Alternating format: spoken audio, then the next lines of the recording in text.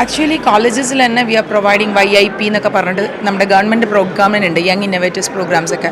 ഇപ്പോൾ എനിക്ക് തോന്നുന്നത് എൻ്റെ ഒരു എക്സ്പീരിയൻസിൽ തന്നെ ഒരു 3-4 ഓൺടർപ്രണേഴ്സ് പഠിക്കുന്ന സമയത്ത് തന്നെ അവർ during the studies they are earning a lot.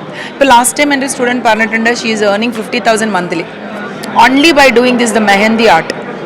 Okay, so the സ്റ്റുഡൻസിന് പണ്ടത്തെ ഒരു അപ്രോച്ചില്ല. പണ്ടെന്താ നമ്മൾ ചെയ്യുക, പഠനം കഴിഞ്ഞിട്ട് മാത്രമാണ് വി ആർ ഗോയിങ് ഫോർ എന്താ ഒരു ഇൻകം എന്നുള്ളത് തിങ്ക് ചെയ്യുന്നതാണ്. But actually nowadays people are looking in to കുറച്ചും കൂടെ ബ്രോഡർ ആസ്പെക്റ്റിലാണ്.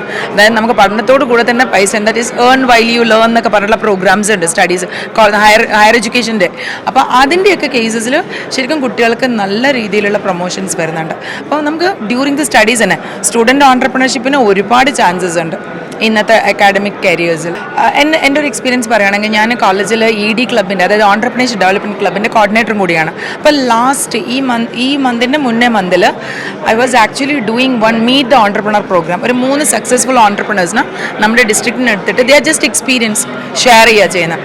ശരിക്കും നമ്മുടെ കുട്ടികളിൽ നിന്ന് വന്ന പുതിയ ഐഡിയാസ് അവരോട് ഷെയർ ചെയ്യുന്ന ഐഡിയാസ് കേട്ടപ്പോൾ എനിക്ക് ശരിക്കും മനസ്സിലായത്, ഇങ്ങനെയുള്ള പ്രോഗ്രാംസ് നമ്മൾ കുട്ടികളിൽ കൊടുക്കുന്നതിലൂടെ ശരിക്കും അവരുടെ തോട്ട് പ്രോസസ്സ് ചേഞ്ച് ആക്കാൻ പറ്റുന്നുണ്ട്. നമുക്ക് ഭയങ്കര ഡിഫറെൻ്റ് ആയിട്ട് ശരിക്കും കുട്ടികൾക്കൊരു മോട്ടിവേഷൻ കൂടിയാതെ.